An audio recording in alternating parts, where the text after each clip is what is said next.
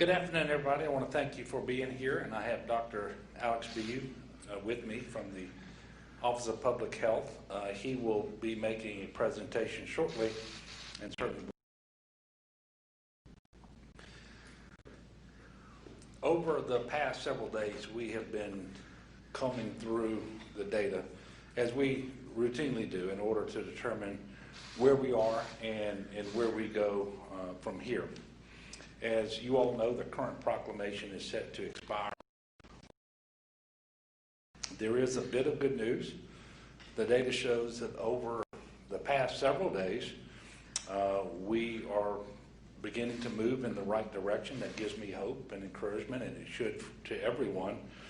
But I do want to caution everybody that it's still too early to say that we have changed the trajectory in a way that is going to be sustained. And I will tell you that we'll never change the trajectory in a way that's going to be sustained absent people doing what is required of them with respect to all the restrictions and mitigation measures. But what it indicates is that the current mitigation measures are working, especially when you consider that it was 3 weeks and a day ago that we instituted the mask mandate, closed bars, and reduced social gathering sizes. And then it's been about the last week or 8 or 9 days when we've really started seeing the numbers improve. And we've always told you that there's typically a 2-week lag time between a change in behavior and when that would show up, for good or for ill. So it did show up 2 weeks after we changed the order for good. But the numbers, quite frankly, while they're improved, the improvements have been relatively modest. But we are encouraged. You know, our earliest COVID warning sign is the number of people showing up at the ER with COVID-like symptoms. Those numbers are beginning to come down. The number of cases that we're reporting every day is beginning to come down also. Hospitalizations, at least at the state level, are beginning to reduce slightly, basically in plateau. And there's a few regions that are still seeing increased hospitalizations, but for the state as a whole, they're coming down. I think down about a little more than 100 over the last 7 days. Test positivity is also declining too, but that also carries a caveat because the positivity for the state exceeds 10%. And in the vast majority of regions across the state, it's well in excess of 10%. So we need for these modest improvements to continue and hopefully actually become more pronounced as we move forward so that we can move beyond where we are today in terms of our phase 2 restrictions. So we're going to remain in phase 2 with the current restrictions set to remain in place for another 21 days. I will sign the new order on Thursday. It will go into effect on Friday, August the 7th. I think you know that we have calls with the White House just about every single week with the White House Coronavirus Task Force led by the Vice President. Dr. Birx is always there to participate and so forth. Yesterday, they shared with us a report that had been prepared by the White House that showed what we already knew, and that the state was in a red condition, which is based on the cases and on positivity. And they therefore recommended that we continue the mask mandate, the bar closure, and reduced social gathering size, in addition to other recommendations that they had made. So we made early but fragile gains, but in order for this to continue, as we all need it to, we need everyone's help.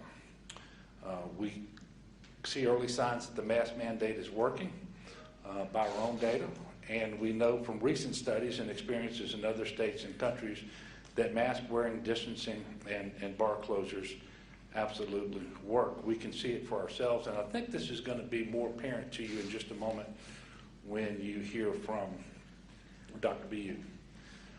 And what we know is that if more people would comply with the mask mandate, practice social distancing, stay home when they're sick, limit their outings, we would actually see stronger gains, and we know that they would be lasting as well. And in fact, modeling suggests, and I think it's been proven out in Arizona, that we can get to a rate of transmission of less than 1 without having to go back to a shelter or stay-at-home order or go back to phase 1. We can leave the economy open as it is right now, but it does require everybody doing their part. And that's a goal that we should all share. And moving to today's numbers, first of all, I want to report that there is a backlog from a relatively large lab that is reporting to us for the first time today. And that report accounts for nearly half of today's cases. So today the state is reporting 3,615 new cases. 1,741 of those are backlogged. And without the backlog, the new cases would total 1,873. And those 1,873 cases would come from more than 20,000 tests. That brings the total state count of cases, confirmed cases, to 124,462. If you want to see the breakdown of cases by both report date and positivity date, then there's now a graphic for distribution over time on LDH's dashboard. So you can go to the LDH website and take a closer look at that. Today, we are sadly reporting 27 new deaths, and that brings the total to 3,937 since the start of the pandemic. There were 1,487 individuals hospitalized today across Louisiana with COVID-19, which is a slight tick down from yesterday. And over the last 8 days or so is down by just over 100 patients.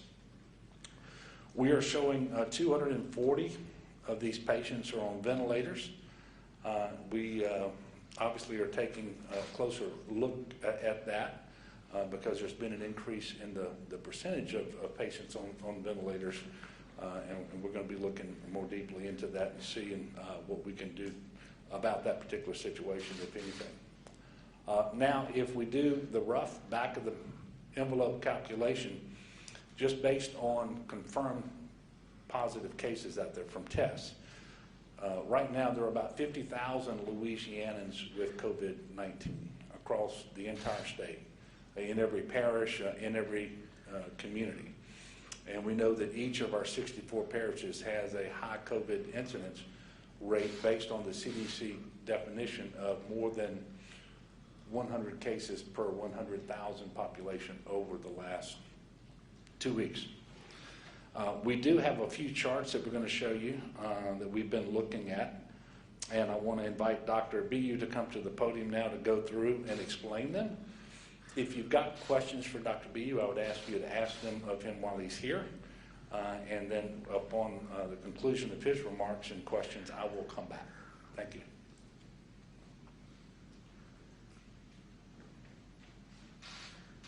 Thank you, Governor. So as the Governor noted, we have been looking very closely at the data, as we always do, and at our gating metrics. I'm going to show you now a slide that's zoomed in specifically on what's been going on across the state since we've been in phase 2. And then you'll see a new line that's been added that shows you when the mask mandate, bar closures, and gathering size limitations were changed. Again, to orient you, you've got COVID-like illness, that's the blue line with the color changes. Below that, you've got testing, that's the purple line showing you the volume of tests that we're doing, and the yellow bars below that showing you the percent positivity. You may be able to see a gray line going across percent positivity. That's that 10% mark that we're all watching so closely. And then if we move to the upper quadrant, you have what we call the epi curve, the red and green graphic there, which is showing you the new cases as they're added each day. And then finally, the blue line that turns orange is our hospitalizations across the state. And a couple of key points to make. In general, as the Governor has said, we are seeing early signs of plateauing or decreases in key things like COVID-like illness, that's people with symptoms of COVID showing up to emergency departments, cases, again, decreasing in the green lines that you see. And hospitalizations plateauing, that your orange path there, the last 14 days of hospitalizations showing that so far it's flattened out, whereas we had been on a rising trajectory. If we look at those trends in relation to when the mandates were put in place, you see there's a pretty good correlation between the drop in symptoms, cases continuing to come down, and hospitalizations flattening just about 2 weeks after the mask mandate. I'll note with the cases, because of reporting happening a little bit later, because of turnaround times increasing with our big national labs like Quest and LabCorp, we expect that there could still be some changes in how many of those bars turn red past the mask mandate. But I would fully expect that 2 weeks out from that time point, we will see that we are seeing a decrease in cases. What's a really key point to make about that is what the governor emphasized. That is very heartening. It's what we'd expected. That's why we made the recommendations to the governor to put these measures in place. That's why the governor took the action to put these measures in place. Importantly, these impacts reflect that the vast majority of Louisianans understand the importance of those measures and have adhered to them and really taken them on board in order to help us turn around again. And so in order for that trend to continue and for us to really see how far we can take that decrease, I'm just going to redouble my ask to everybody that you wear a mask when you're out in public, when you're certainly leaving your household or around people who are non-household members. Stay more than 6 feet away from people and avoid places where you feel that it's unsafe because people are crowding together, not wearing masks. And certainly avoid any venue that you shouldn't be at because it's in violation of our restrictions. So on the next slide, I do want to touch a little bit on another point the governor made, which was talking about the new cases that we're reporting today. We still have labs that we're working on trying to get their lab results reported to the state. We think that as data comes in, we want to incorporate it because we always want the most accurate case count that we have in the state up to the date that we report it. And so when we get a lab bringing in old lab results, we incorporate those in. But I know it's caused frustration, certainly for members of the media, maybe for people at home watching, to understand, well, what would have been the number today versus where are these tests actually from? And so our outstanding team in the Bureau of Health Informatics, led by Dr. Lee Mendoza with the help of Jay Bessie and Andrew Behrens, has created this visualization that shows you in these blue bars how many of the tests reported today were from what date. And so you can see that the vast majority were from within the last week. However, tests here, because of this lab, extend as far back as May 28th. What you'll see when you go to the dashboard is the next slide, and this will be updated on a daily basis. As we're updating our epi curve, as we normally do, you'll now see the contribution of the new cases reported that day as blue bars on top of the orange bars. So these blue tips will represent for you where the tests are added in. This is what we've explained in words before, but sometimes a picture is worth 1,000 words. And here you can see what we mean when we say that lagged test results coming in has an impact on the epi curve. We don't just put them on the day they come in, we distribute them based on the date that the specimen was collected. And so you'll see that on our website going forward. So now I want to switch to just the look that we normally give you at our gating measures or metrics over time, and the reason that we gave the recommendation to the governor that we did.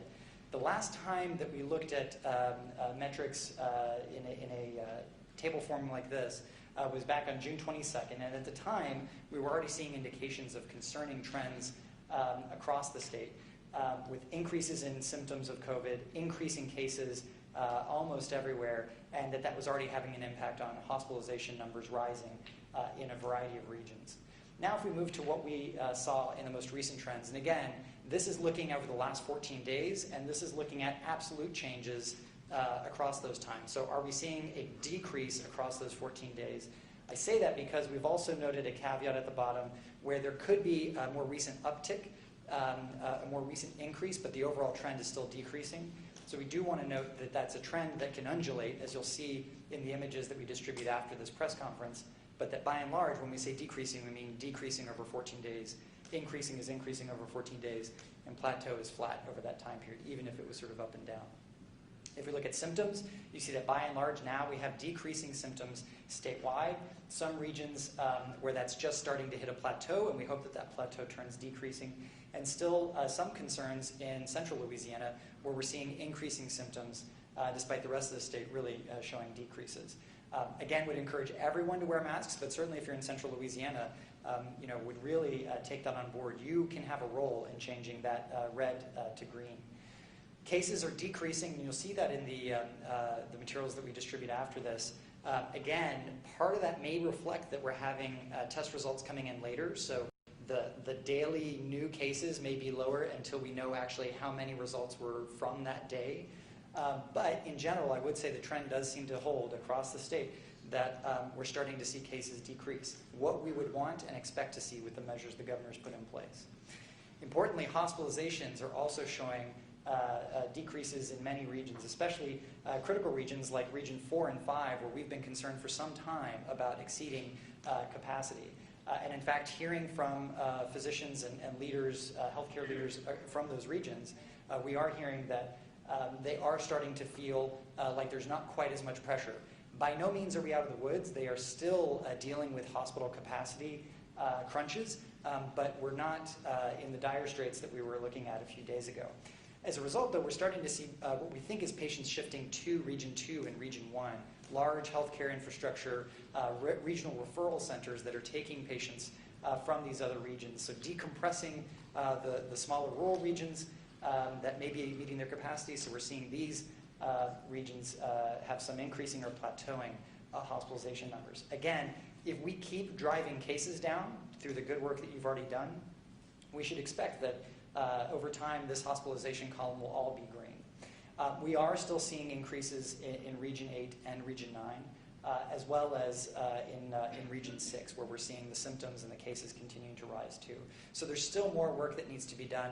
And as a result of that, and the fact that, again, we estimate that there's at least 50,000 cases, active cases of COVID across the state that we know of, not counting the people who don't have symptoms or the people who have symptoms but just haven't been tested, we think it's important for us to keep these measures in place. We are not in a position where we think we can start to peel away restrictions because, again, these are the most number of cases of active COVID that we've had at the state in any one period of time. So this is a time for us to continue to double down, work hard, do our part by wearing masks to prevent the spread of COVID. And I believe that's all the slides that I had for you today. Happy to take questions. Sam? Actually, the state announced it's part of a 6-state act for buying antigen tests. Can you talk about the timeline? I know it looked like each state would want to buy about 500,000 tests, but it seems like manufacturing hasn't started yet. Can you talk about what timeline we might be looking at? So yeah, what I'll say is that I think one of the things that's set Louisiana apart from the beginning, we've been very aggressive about trying to get access to timely testing results for the state. That's why in July we had 613,000 tests reported to us, essentially testing 13% per capita of the state. When states have been sort of talking about coming together to both regionally collaborate in the distribution of tests because we've been hitting these supply chain limitations, but also this opportunity that was raised by Maryland and other states to come together and think about our purchasing power as states to ensure that the citizens of Louisiana have access to timely tests. So we did sign on to that agreement. There's a lot to be learned about that agreement. Again, as you noted, the manufacturers there not quite yet pushing out the tests. Even the number of tests that Louisiana would be engaged on would matter as well, given our population in that group is much smaller than the other populations. So I think there's a lot of details for us to learn about and iron out over the coming weeks. But the basic point was Louisiana is ready to partner with other states, whether they be our regional partners or partners around the country, to ensure that Louisianans have access to timely test results. When Louisiana does get these rapid tests that are on the market now, when they're conducted at hospitals or wherever, are those recorded in the daily counts that y'all? So it would be our intent that they would be. They would be under the same obligation to report. These are antigen tests, so they're direct tests of the virus, just in a similar way to the PCR test that most people are familiar with, which tests the genetic material of the virus. That is different from the antibody test, which tests your body's reaction to the virus. So these, if they came back, would tell us that somebody likely has the presence of the virus, and so they do need to be reported to us. We understand, and I think we've announced, and the federal government has announced, that this type of test is what HHS plans to distribute to nursing homes for their point of care. And there are point of care tests across the state that are already in use. The Abbott ID Now machine platform, the Cepheid platform, those are already required to be reported to us. Yes, please. Can you talk about the percentage of people that's been participating in contact tracing, and if you think that it's working, has it been successful or not? Yeah, I mean, I think what we're learning about contact tracing in general as a state, as a country, is that it is its success is dependent on a bunch of factors, only some of which are in the direct control of the people doing the contact tracing. One is just the volume that we've been seeing. Luckily, we've been able to scale up the number of individuals that we have answering calls. We have over 700 people now calling people and making those contacts. But I'll say when you have days that have thousands of test results reported, it's really hard for us to get to everybody in a timely fashion. So that's one limitation, is just getting to folks. We also know labs aren't giving us enough data to contact people. So there's still a proportion of people, a little bit under a third, that we get the test result and we don't know how to contact those people because the lab's not telling us enough information about them. However, of those that we're able to reach, we're getting better at reaching them timely. What we're now finding that's concerning is nearly 70% or more are telling us that they don't have contacts that qualify. Again, we define contacts as being within 6 feet of someone for more than 15 minutes. Regardless of whether you're wearing a face mask or not, because we know that not everybody's use of a face mask is perfect, and what we really want to know is, were you within 6 feet of somebody for more than 15 minutes? What was the context, and who is that individual? And we're not getting a lot of contacts from individuals. That may be, in some cases, just because, again, if I asked you, who were you near yesterday, you may forget of some of the contacts that you had. But when you see 70%, you worry that people aren't fully understanding and participating in contact tracing. So what we in other states are doing is really trying to learn what could be more effective. How do we engage with people to help them understand the value of contact tracing and help ensure that we're getting more valuable information back from them? We're also looking at applying new technologies. We're going to be developing an app, a contact tracing app. Other states have done this as well. That'll help us use information from your cell phone, if you allow it. That would help us understand if you did have somebody that you were in contact with, and help us identify those folks so that we can give them information. So, with all of those factors, both here and in other states as well, I mean,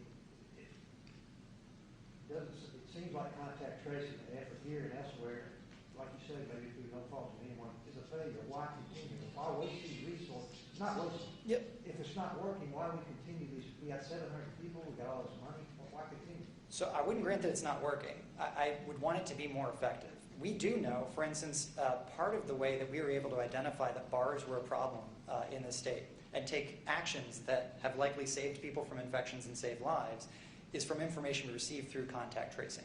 So I wouldn't say that it's failing. I'd say that I would want it to be much more effective. But again, only part of that is controllable by us. Part of that is not. And I think the volume of the virus, the amount of virus that we have circulating in the community makes contact tracing more challenging. But in the meantime, still reaching out to folks, because one of the big things we do through contact tracing is also connect people with resources, give them really valuable information that they need about how to protect themselves and their family members. That does have a value. That has a value to the individual who's reached.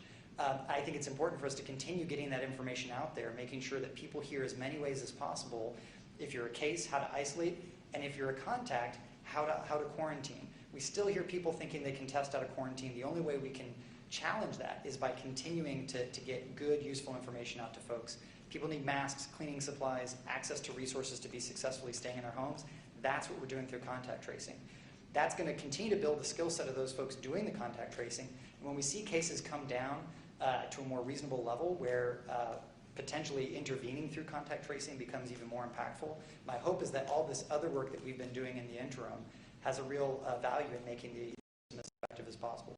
And as I know from the app, try to iterate. We now use SMS or text-based follow-up. We're trying to launch an app in the coming months that will help us even further. So we are in no ways giving up on contact tracing. Melinda? Are they testing contact?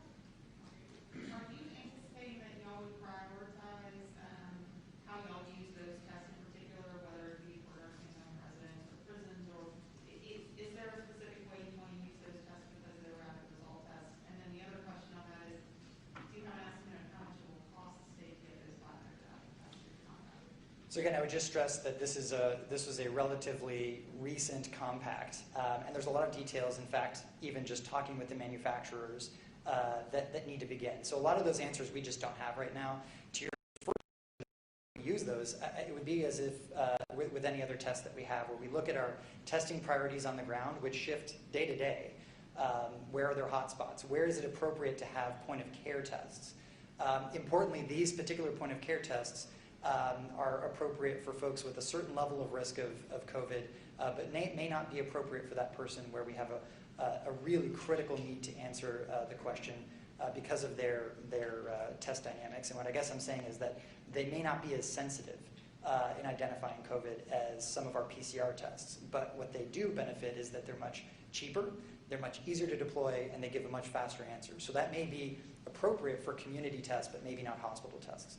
So we don't have an answer yet for how we would deploy them. We don't even know yet from the manufacturers, because again, there's a need to then engage with them, how quickly they will be producing these, what volume they would see. All of that is going to have to be taken into consideration when we think about how they would be deployed within Louisiana. Yes? Now that we have like more of an abundance of tests, do we know more about a potential false negative or false positive rate with the testing, like how accurate? This specific test, or do you mean in general? In general. I mean, in general, it depends on the test, and that's not a very satisfactory answer. We know that PCR tests, those tests of the nucleic material, the genetic material, that's the vast majority of the kind of testing that's done, is a very reliable testing platform. The type of machine that it's going in, the length that it runs, depends on how reliable that test is. The ones you're getting in hospitals that are run on these big robots where we're doing lots of tests, those are really reliable tests. Some of the point-of-care tests may not find as many positives as they would in the other PCR test. But we don't have a lot of false positives in the PCR realm, and that's because we do very close quality control. With these antigen tests, we're still trying to learn more. We've heard from some states, Vermont and Maine, some concern about user. So again, if you're doing this in a lab where a lab technician is doing the test, we have a lot more confidence. When you put a point-of-care test into a clinic, you don't know how comfortable that person is with operating that test, and we have heard from some early adopters, they had some challenges with false positives. And that's why we're interested in talking with the manufacturers about what they're doing to ensure that that's less likely. So we think if there's anything, we're probably seeing more false negatives, but even then, it's a very, very small number. I'm going to go over here. What's the status of the rapid test machines that were promised to nursing homes around the state? About how many of those do we have in?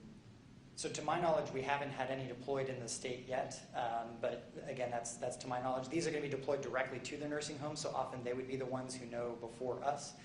We've been alerted that I believe there's at least 45 nursing homes that should be expecting machines, and my understanding is that CMS and HHS are prioritizing based on the number of cases that they're seeing in these nursing homes. In terms of the discussion about on-site consumption at bars, did y'all consider the possibility of allowing some sort of outside tent type situation like allowed at restaurants in the early days? Was that part of the consideration of possibly doing something safely but still on-site? I mean, I'll say we looked at a lot of different ways that any venue could be made safer, but even in the context of bars, yeah, I've said it before and I'll say it again, I think bars are particularly challenging just because of, one, if you're slowly drinking, sipping a drink all night, your mask is mostly going to be off of your face. So already there, we have one of our main lines of defenses off the table. Same is true when you're in a restaurant, so what's different here? Well, here again, in a restaurant, you're usually not there for quite as long, and tables and the restrictions that we put in on social distancing mean that you are less likely to be in close contact even though you have your mask on. That's why it's so important, and you see us taking actions to make sure that restaurant tables are spaced, because that's your best line of defense when you have your mask off when you're eating. It doesn't suddenly make it safe just because you have to take your mask off to eat, but being further apart is important. And the third sort of factor is really what's sort of entailed by going to a bar. It's usually you're going to socialize. You're going to be close to people. Often there could be loud music. That means you have to lean in to talk to people. All of those things mean that you'd have to be very, very vigilant to be able to stay 6 feet away from somebody, to be able to remember to put your mask back on when you're not drinking. And we know that the main purpose of going to a bar is drinking alcohol, which decreases your vigilance. And so those factors combined empirically have shown us over and over again, whether it's South Korea, United Kingdom, multiple states in the United States, Louisiana, that it's really hard to make that environment safe. Okay, thank you very much.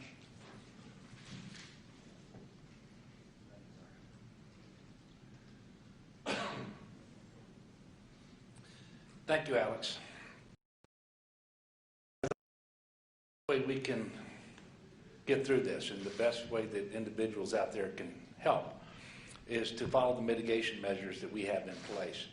And I think that from the presentation that Dr. B just had with our most recent data, in seeing where those trend lines changed after the mask mandate, the bar closures, and so forth, you can see that these things do work. And with respect to the mask, by the way, it's not asking too much for people to wear a mask to protect others and just being a good neighbor. There are other ways that we can be good neighbors and help. If you're interested in participating in the clinical trial for therapeutics or vaccines, I encourage you to visit clinicaltrials.gov, clinicaltrials.gov, and there you can find information about clinical trials that may be conducted in your area. We also need people to donate blood and plasma, especially if you have recovered from COVID-19 and have antibodies. Your plasma could help save the life of someone else. Right now, convalescent blood plasma transfusion is one of 3 approved therapeutic treatments for seriously ill people in the hospital with COVID. And so we would ask that you consider doing that if you're recovered. Even if you haven't had COVID-19, we know that hospitals are still in need of blood donations. And in many cases, if you donate blood, you will also receive a free antibody test as part of that. So we'd encourage people to do that. As I think Sam asked a while ago, you all know that today Louisiana announced that we're one of 6 states, along with Maryland, Massachusetts, Michigan, Ohio, and Virginia, participating in a major joint interstate compact with the Rockefeller Foundation to expand the use of rapid point-of-care antigen tests. So we signed on of intent yesterday. Obviously, the details are not yet final, and we're going to have to negotiate those as we go forward. But the interstate testing compact, which, by the way, is the first of its kind, will allow states to ramp up rapid antigen testing to help detect outbreaks around time and expand testing in schools, workplaces, and other settings as we need over time. Through this cooperative purchasing agreement, states will have a platform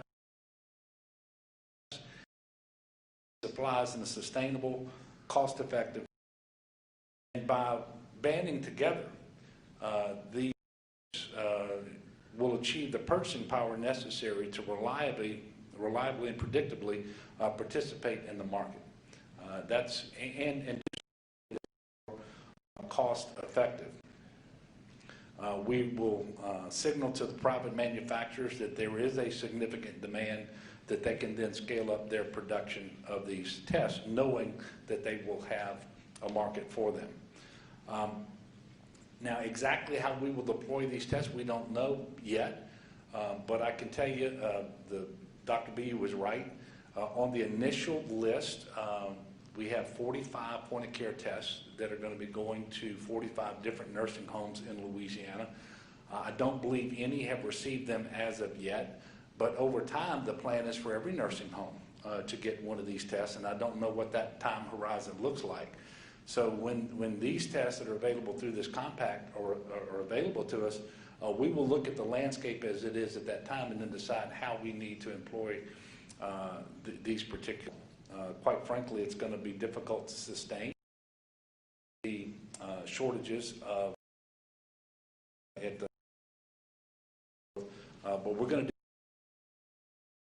to test as much as we can. Contrary to what some people believe, testing doesn't create a case. There's a case out there or not, but testing gives you an opportunity to know where the cases are. And when you get that test result back in time, especially, you have an opportunity to get that positive individual into isolation and then do the contact tracing necessary for close contacts to get them into quarantine and so forth. Critically important. So I want to thank everybody who has allowed us to ramp up testing the way that we have. Also pleased to announce that President Trump last night extended Title 32, which allows for the continued use of the Louisiana National Guard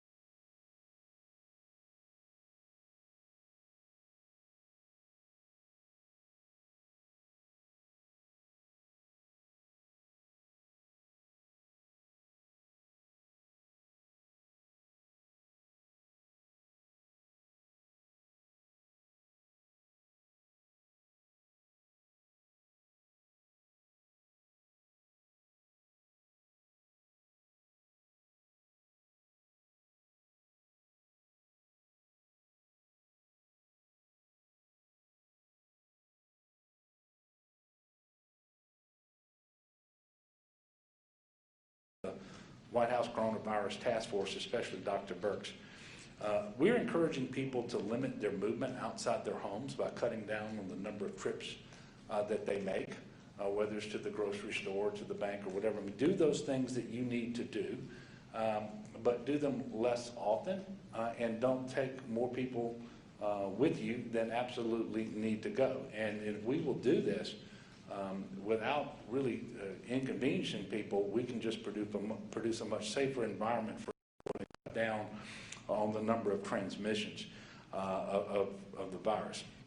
I think we can do that, especially if you can reduce your trips outside of the house by 50%. And when you go to a restaurant, we'd encourage you to dine outside or take it home. There's no safer place than.